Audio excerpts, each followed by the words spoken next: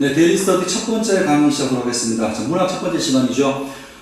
이 강의에서는 되게 많은 내용들을 전달하는 거 보다가 각 강의마다 포인트가 되는 걸 집어서 아주 쉬운 것부터 하나씩 갈 겁니다. 그래서 처음 할 때는 조금 쉬워 보일 수 있겠습니다만 이런 것들이 결과적으로 여러분들이 나중에 보게 될 뭐 수능 시험이든 뭐가 됐든지 간에 어떤 시험에서 사용되는 어떤 토양 자양분이 될 거니까 하나하나씩 차근차근 잘 들어주시면 분명히 도움이 될 거라고 생각합니다. 자, 오늘 현대시가 나왔는데 제가 이번 강의에서 여러분한테 전달하고 싶은 것은 두 가지입니다. 하나는 시의 기본적인 해석 방향을 잡을 겁니다. 모르는 시가 나왔을 때 우리가 어떻게 이것들을 접근했을 때 이 시를 해석할 수 있을 것인가 기본 방향을 설명할 거고, 두 번째는 감각이라고 하는 게 어떤 의미를 갖는가, 시에서 감각적인 표현이 사용되었다 이런 문제 많이 봤었죠. 그런 것들이 실제로 어떻게 이해를 해야 되고 문제 속에 어떻게 반영되는지를 이 강의를 통해서 설명을 하도록 할 겁니다. 자, 우선 그렇다면 시가 지금 두 가지가 나왔는데요. 두 시 모두 다 어쩌면 생소하면 생소할 수 있는 시입니다. 자, 시를 볼 때 시의 해석을 어떻게 할 거냐, 시의 해석 방향은 굉장히 다양할 수 있겠죠. 설명하기에 따라서 복잡하게 얘기할 수가 있고 별것 다 얘기할 수 있을 겁니다. 그런데 중요한 건 시험장에 들어갔을 때 언제나 써먹을 수 있는 가장 강력하고 가장 단순한 툴을 가지는 게 제일 중요한 것 같아요. 그래서 오늘은 가장 단순한 얘기를 할 겁니다. 시를 딱 봤을 때 눈으로만 쭉 읽어 나가지 말고요, 읽어 나가면서 여러분들이 집중해야 될 부분이 있어요. 그게 뭐냐면 첫 번째가 대상입니다. 자, 수업 시간에 이 얘기 되게 여러 번 했습니다. 화자가 지금 뭘 보고 있지? 뭐에 대해서 말하고 있지? 이게 대상입니다. 자, 경우에 따라서 어떤 대상이 보이지 않을 때가 있어요. 그때는 뭘 찾는 거냐면 화자가 놓여있는 상황을 찾습니다. 이별의 상황인지 아니면 고향을 떠나온 상황인지 어떤 상황인지를 찾아내는 거예요. 그 다음 두 번째, 대상이나 상황이 발견되고 나면 그 다음 찾을 것은 정서입니다. 그래서 화자가 지금 뭘 느끼고 있는데 이걸 찾는 거라고요. 보통 시에는 여러분이 인식을 안 해서 그렇지 신경을 쓰고 읽어보시면 시 속에는 거의 10개 중에 8개 정도는 정서가 직접 나와 있어요. 그립다, 보고 싶다, 슬프다, 즐겁다, 기타 등등 어떤 정서가 나와 있단 말이야. 그러면 이 두 가지만 발견하면 돼요. 다른 건 중요하지 않습니다. 시를 처음 읽독했을 때 이 시가 뭔 말을 하고 있는 거네, 그걸 판단하려고 하면 이 두 가지만 여러분들이 발견하면 돼요. 자, 이 두 개를 발견했다고 치자. 예를 들어보죠. 대상은 화자가 지금 고향에 대해서 얘기하고 있는 거야. 발견했어. 그 다음에 이 사람의 정서는 그리움이네. 자, 발견했습니다. 그럼 이 두 가지를 조합하면 뭐가 나오냐면 주제가 나와요. 고향에 대한 그리움, 주제죠. 얘랑의 결합되는 말이 주제가 된다고. 그래서 주제를 만들어 보라고 하면 수업 시간 학생들한테 자, 읽었지? 이 시의 주제가 뭐냐라고 물으면 대체로 전부 다 말을 못합니다. 이걸 몰라서 말을 못하는 게 아니에요. 너무 많이 알아서 그래요. 이것저것 다 보고 그런 것들을 조합하려고 하니까 주제가 안 만들어지는 거죠. 그렇게 하지 말고 단순하게 보는 거예요. 화자가 지금 뭘 보고 있지? 대상. 자, 이 대상은 시의 한 개가 아니라 여러 개가 나올 수도 있습니다. 그러니까 그럼 다 나열하시면 돼요. 뭐를 보고 느낀? 이게 주제가 됩니다. 자, 요 연습은 선생님과 같이 현대시 강의를 할 때마다 내가 이 방식을 쓸 겁니다. 여러분들도 지금 아마 이 강의를 듣는 친구들은 그냥 와서 설명을 듣고 있는 게 아니라 미리 문제를 풀어보고 왔죠? 그래서 문제를 푸는 단계에서 생각하셔야 돼요. 이 시를 선생님이 만약에 나를 붙잡고 이 시의 주제가 뭐냐라고 묻는다면 내가 뭐라고 답변할 수 있을까? 여러분들이 생각을 하시면서 문제를 푸셔야 됩니다. 생각을 하면 답답하죠? 중학교 때부터 어쩌면 초등 때부터 그렇게 많은 시들을 봤는데 모르는 시가 나올 때마다 난 이 시가 뭔 말하는지 하나도 모르겠네. 이런 상황이라면 시험 볼 때마다 외부 지문 뭐가 나올까 고민하셔야 되고요. 시험 볼 때마다 모의고사에 어떤 지문 나올까 걱정되게 될 겁니다. 근데 이 방식에 익숙해지면 외부 시가 두렵지 않아요. 개뿔 뭐가 나왔든지 간에 읽어서 대상을 찾고 정서를 찾으면 무엇을 말하는 시를 알게 되잖아. 그럼 어떤 문제는 풀게 되는 것이니까 이건 흘려듣지 말고요. 누구나 하는 말이잖아요. 정상적 국어선생이라면 누구나 하는 말입니다. 이 말을 그냥 저렇게 한 거구나 흘려듣지 말고 여러분이 과제 같은 거 하실 때 기회가 될 때마다 모르는 시가 나오면 이 방식을 쓰시면 됩니다. 자, 그 다음 두 번째, 오늘 간단하게 이론이라면 이론이고요. 하나 얘기할 게 감각에 관한 이야기를 할 겁니다. 자, 감각이라는 말이 시 문제를 풀다가 보면 감각에 관한 이야기들이 꽤 많이 나오죠. 자, 이 감각을 어떻게 이해할 거냐에 관한 문제입니다. 감각이라고 말하니까 되게 있어 보이는데요. 이걸 중학교 때는 심상이라고 배웠을 거고요. 경우에 따라서는 이미지라고 이야기하기도 하죠. 자, 우리가 가진 감각은 인간이라면 5가지 밖에는 없습니다. 시각, 청각, 후각, 미각, 촉각 5개밖에 없죠. 이걸 우리가 오감이라고 하죠. 자, 오감으로 느껴지는 이미지, 이거를 우리가 감각이라고 하기도 하고 이미지라고 하기도 합니다. 그러면 어떤 시에서 여러분이 지금 봤던 시 중에서 시각이든 청각이든 뭐든 간에 그 중에 하나라도 쓰지 않는 시 본 적 있어요? 없죠. 거의 대부분 99.9%의 시가 다 이 중에 하나를 씁니다. 그러다 보니까 모든 시는 감각적이라고 말을 해도 완전히 틀린 말은 아니에요. 이제 학년이 올라가서 고3 넘어 돼서 아주 어려운 시를 보다가 보면 관념적인 시가 있거든요. 우리가 감각으로 인지할 수 있는 게 아니라 머릿속에 있는 추상적인 생각을 얘기하는 시가 물론 나옵니다. 있지만 지금 당장은 처음 이제 기틀을 잡는 입장에서는 시라고 하는 건 감각이라고 하는 거는 우리 오감을 얘기하는 건데 시에서는 이 중에 하나는 보통 쓰여. 일단 그렇게 이해하시고, 자, 여러분 고등학생인데 여러분한테 시험 문제가 기억에는 청각적 심상이 쓰였다, 니은은 시각에 쓰였다, 이딴 문제 물어보지 않겠죠. 그죠? 그러니까 여기서 문제가 나오면 이 부분이 시각이야 청각이야 그걸 묻는 게 아니라 여기서 한 발 더 나가는 걸 묻습니다. 자, 2가지를 여러분이 꼭 인식하시면 좋겠어요. 첫 번째가 이 감각에서 얘기할 첫 번째가 공감각적 심상입니다. 공감각적 심상. 선생님이 수업 시간에 설명할 때마다 이거 설명할 때마다 답답해 죽겠어요. 다들 이걸 뭐라고 말하냐면 등신같이 공감각적 심상은 2개 이상의 감각이 나오는 거예요. 아닙니다.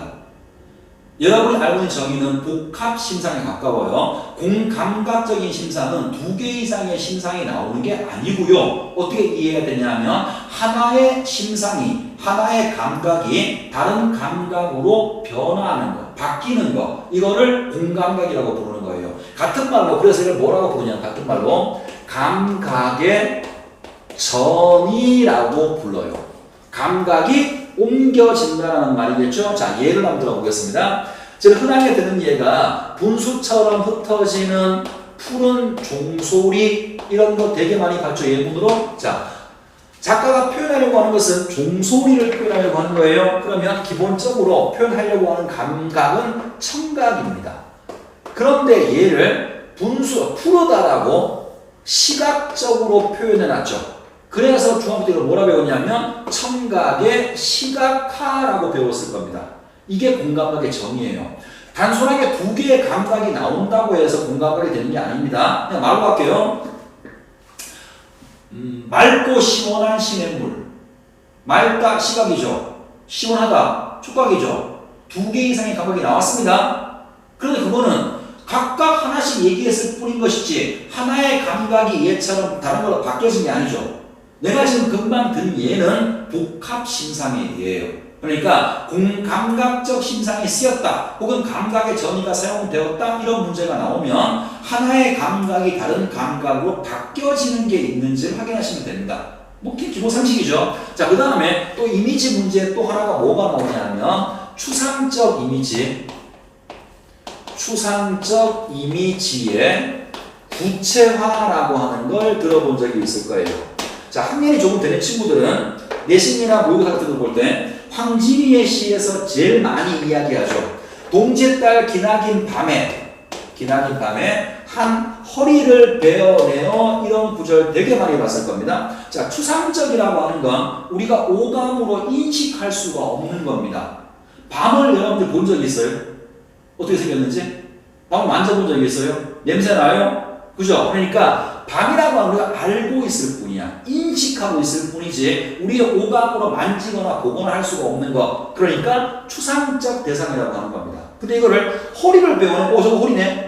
봐야 할 수 있는 거잖아. 우리의 오감으로 인식하게 표현한 거죠. 이런 걸 구체적이라는 말을 써요. 그래서 추상적 이미지를 이렇게 구체적으로 표현한 것을 추상적 이미지의 구체화라고 부르고, 감각 혹은 심상 문제에서 문제가 출제가 되면 대체로 전부 다 이 둘 중에 하나를 묻게 될 겁니다. 자, 이제 선생님 오늘 이 강의에서 여러분과 함께 다루고자 하는 기본 테마 두 가지를 제시했습니다. 하나가 모르는 시를 봤을 때 어떻게 접근할 것인가. 두 번째, 감각과 관련해서 중요한 어떤 기본 요리 어떤 것인가. 두 가지 정리했고 이제 시를 봐나가면서 이것들을 간단하게 정리를 해보도록 할게요. 자, 같이 여러분 풀어오신 시 한번 봅시다. 첫 번째부터 읽어볼게요. 자, 그냥 읽는 게 아니고요. 대상을 찾는다고 했습니다. 그러면 읽어보겠습니다. 양철로 만든 다리 하나 수면 위에 떨어지고 부서지는 얼음 소리가 날카로운 호적같이 옷섬에 스며든다. 자, 말은 꽤 깁니다만 하자가 뭐 보고 있어요? 하늘에 떠있는 달 하나를 보고 있습니다. 하자가 뭘 들었죠? 그 얼음 소리를 들었습니다.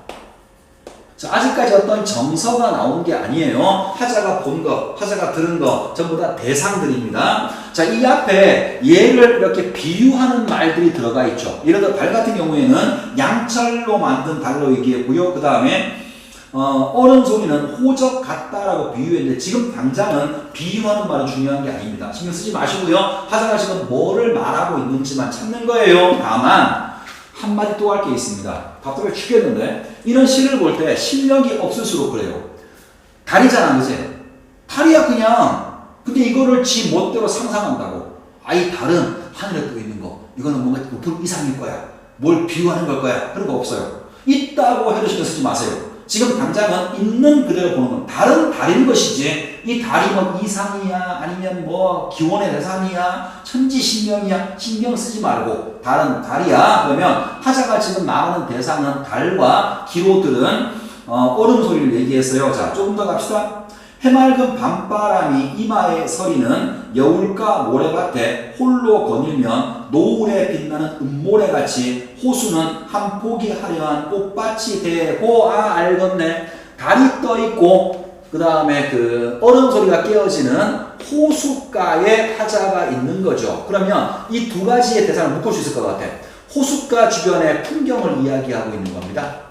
자, 시적 대상은 발견했어요. 이것저것 할 일이 더 많습니다. 만약에 이 시를 갖다 놓고 깊이 있게 분석을 하면 이렇게 빨리 갈 수 있는 건 아니에요. 몇 개 더 얘기할 수 있는데 지금 목표는 뭐냐면 이 시를 일독했을 때 이 시가 무슨 말을 하고 있는지를 발견하기 위한 거죠. 그죠? 그러니까 대상만 따라가는 겁니다. 자, 이 두 가지가 결과적으로 호숫가의 풍경이냐. 그 다음에 플러스 완전 중요한 거. 그래서 하자가 뭘 느꼈는데?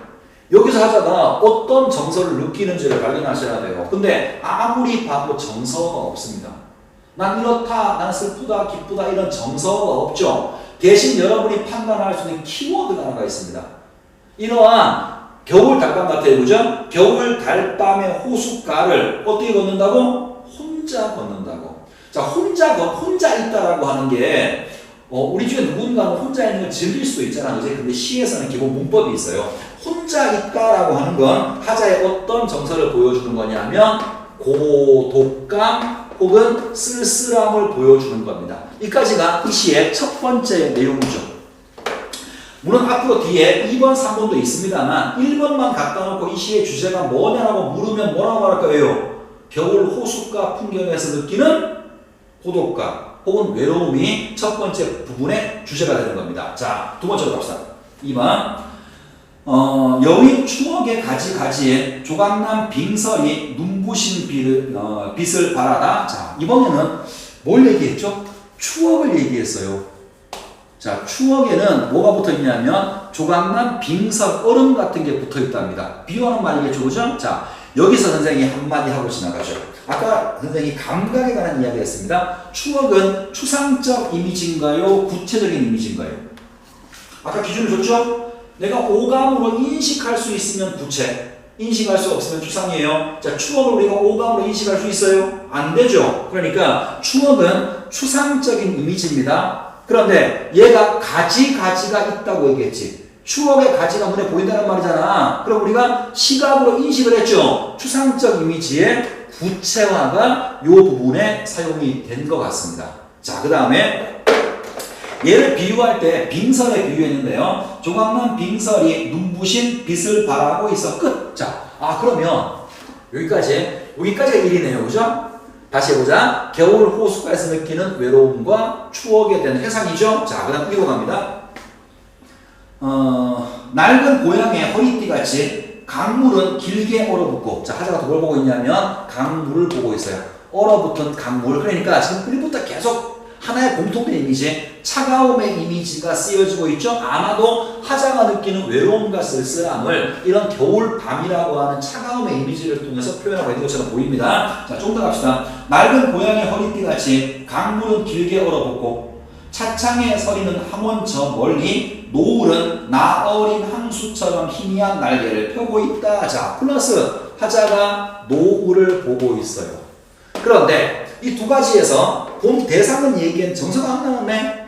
또 아까처럼 보는 거예요. 정서가 없지만 상황을 보잔 말이야. 자, 이거를 뭐에 비유했죠? 고향에 비유했어요. 이거는 향수, 고향을 그리워하는 마음처럼 날개를 피고 있다고 표현했잖아, 그지? 그러니까 그리움이겠죠. 그러면 요 두 가지 대상을 바라보고 하자가 느끼는 정서는 직접 나와 있지 않지만 합리적인 추론을 하자면 고향에 대한 그리움을 이야기하고 있는 거죠. 다시 두개 묶읍시다. 겨울 호숫가 풍경에서 느끼는 외로움과 고향에 대한 그리움, 차창 밖의 풍경을 보고 느낀 고향에 대한 그리움이 여기까지의 주제예요. 머리가 짠 거 아닌가 하면서야 조금만 집중을 하면 누구나 알 수 있는 거예요. 여러분 안에 봐서 그런 겁니다. 자, 그 다음에 세 번째 갑시다. 세 번째.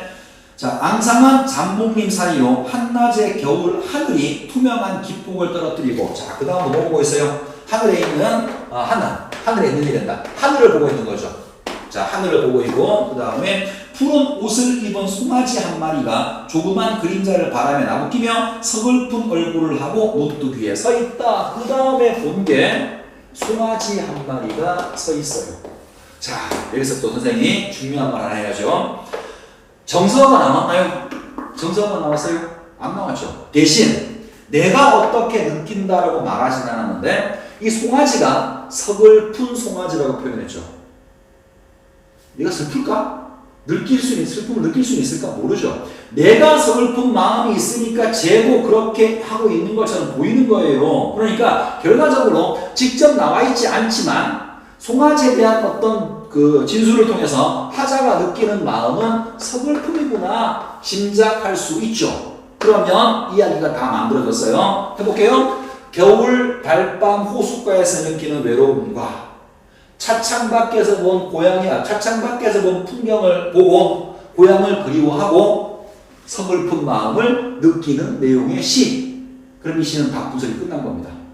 이 부분에서 감정이입이 하나 사용됐는데요. 요거는 이까지 얘기하면 소리가 길어지니까 이 수업 목적이 짧게 가는 거죠. 그래서 일단 여기까지만 설명을 하고요. 선생님이 지금 이거를 되게 거칠게 주제가 뭐다라고 설명을 했는데 여러분들 이렇게 내가 지금 전달하려고 하는 게 뭔지 알 거예요. 이쁜 말로 정리해서 여러분이 필기하는 거 하나 도움되지 않아요. 시험장에 들어갔을 때 어떤 상황이라도 여러분이 써먹을 수 있는 단순하고 거친 툴이라고 하더라도 단순한 방법이 필요한 거라고. 그 방법이 지금 뭐였냐면 다른 거 아무것도 없어요. 대상과 정서만 따라갔더니 이 시가 뭘 말하는지를 알게 된 거죠. 그럼 나머지들은 전부 다 문제 풀 수 있다는 얘기예요. 이 연습을 하셔야 됩니다. 자, 일단 첫 번째 시는 끝났고요. 두 번째 시로 갑니다. 두 번째는 조금 생소한 시네요. 자, 보는 방식은 달라지지 않습니다. 시가 계속 뭐가 나와도 지금 선생님이 설명했던 방식으로 해석을 해보시면 거의 99% 이상은 전부 다 해석이 될 겁니다. 자, 해보죠. 뭐 찾는 거라고요? 대상. 안 보이면 상황. 그 다음에 하자의 정서. 자, 갑니다. 갈아놓은 논고랑에 고인 물을 본다. 자, 하자가 지금 물을 보고 있습니다. 논고랑에 고인 물 대상 하나 씌웠고요. 마음이 행복해진다. 오씨, 완전 좋네. 물을 바라보고 하자의 정서 행복감을 느낍니다. 찾았어요? 자, 또 갑시다. 나뭇가지가 꾸부정하게 비치고 햇살이 번지고 날아가는 새 그림자가 잠기고 어디에? 논에 비친 이 물에 뭐가 있고 자, 논에 비친 여러 가지 물건이 된다. 자연물들을 나열하고 있고요. 자, 그 다음에 나의 얼굴이 들어있다. 여기 뭐까지 있냐면 내 얼굴까지 여기에 비치는 거죠. 그러면 위에 나왔던 세 가지를 이렇게 하나씩 독립해서 상관없어요. 없는데 그냥 묶어보면 자연물들이죠. 어떤 자연과 내가 함께 있는 거예요. 자, 함께라고 얘기를 해도 상관없습니다. 그런데 이거를 보통 있어 보이게 바꾸면 자연과 합일하고 있다, 동화되었다 이런 말을 쓰기도 하죠. 그러면 여기까지 이야기는 정리할 수 있겠네. 물에 자연과 함께 있는 모습을 보고 느끼는 행복감이죠. 됐죠? 자, 그 다음 또 갑시다. 늘 홀로 있던 내가 그들과 함께 있다. 자, 그러면 왜 행복했는지 알겠네. 지금은 내가 이런 자연과 함께 있지만 나의 현실은, 자, 물에 비친 모습 말고 내 현실은 늘 홀로 있었다고 했으니까 아까 성어 부분에서 봤었죠? 혼자 있는 건 뭐라고요? 외로움이라고. 항상 외롭고 쓸쓸했던 내가 물 속에서 자연과 함께 있는 상황을 보고 느끼는 행복감을 얘기하고 있는 거예요. 외로웠던 하자가 자연과 함께 있으며 느끼는 행복감이 여기까지 내용이죠. 자, 또 갑시다. 그 다음에 나의 얼굴이 들어있다. 늘 홀로 있던 내가 그들과 함께 있다. 누가 높지도 낮지도 않다. 모두가 아름답다. 자, 여기에 있는 자연물과 나의 모습을 묘사합니다. 누군가가 높은 것도 없고 낮은 것도 없어. 평등한 모습인가요? 평등하고, 자, 모두가 아름답다라고 말하고 있어요. 그냥 이렇게 정리해도 되고요. 또 말도 바꿔볼게요. 이런 대상들에 대한 예찬을 하고 있는 거죠. 몸물에 비친 자연물들 혹은 자연에 대한 예찬을 하고 있어요. 그 안에서 나는 거꾸로 서 있다. 자, 몸물에 비친 모습이겠죠? 내가 물에 비치면 거꾸로 있을 거 아니야. 자, 몸물에 비쳐 있다. 거꾸로 서 있는 모습이 본래 내 모습인 것처럼 아프지 않다. 자, 이 모습이 아까 이야기의 반복이에요. 몸물에 비쳐 있는 모습이 행복하다. 거꾸로 서 있는 게 아프지 않다. 같은 말이잖아. 그리고 또 하나 얘기할게. 그것이 내 본래 모습인 것처럼 아프지 않다라고 했죠. 자연과 함께 있는 행복한 이 내 모습. 지금 말한 이 모든 모습이 나의 원래의 본질이라는 거죠. 현실 속에서 혼자 외롭게 있는 게 내 본질이 아니야. 여기 와보니까 여러 것들과 함께 세계를 구성하는 자연물이 됐든 뭐든 간에 함께 있으면서 행복감을 느끼는 게 내 진짜 모습인 것 같아. 자신의 지금 본질을 성찰하고 있는 겁니다. 자, 또 갑시다. 산도 곁에 거꾸로 누워있다. 물에 비쳐있는 모습. 늘 떨며 우왕좌왕하던 내가 저 세상에 건너가 서 있기나 한 듯 무심하고 아주 선명하다. 자, 현실 속에서는 우왕좌왕했지만 몸물에 비친 내 모습은 무심하다라고 얘기했죠. 보통 특히나 고전에서 그런데요. 무심한 건 마음이 없는 게 아닙니다. 무욕을 이렇게 표현해요. 욕심 없는 거. 내가 이 자연과 함께 행복을 느끼다가 보니까 아무 욕심도 없고 선명해졌어. 뭐가 선명한 건데요? 내가 어떤 사람인지 선명하게 알게 되었어. 이런 말이죠. 자, 시 주제 한번 봅시다. 대상, 자연과 함께 있는 상황. 거기서 느끼는 행복감. and 자신의 본질에 대한 성찰이 시의 주제가 되는 거죠. 이게 시 해석이에요.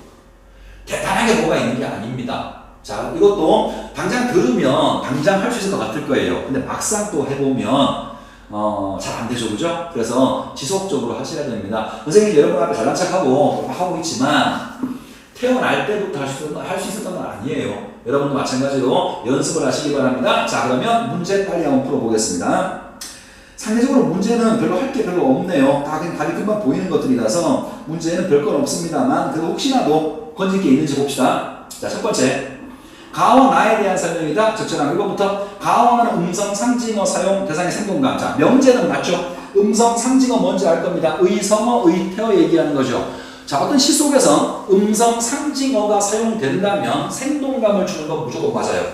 그러면 이게 있는지 없는지만 보시면 될 텐데, 자, 가하고 나를 한번 살펴보세요. 혹시 의성어, 의태어 보이면 손가락을 찍어주시기 바랍니다.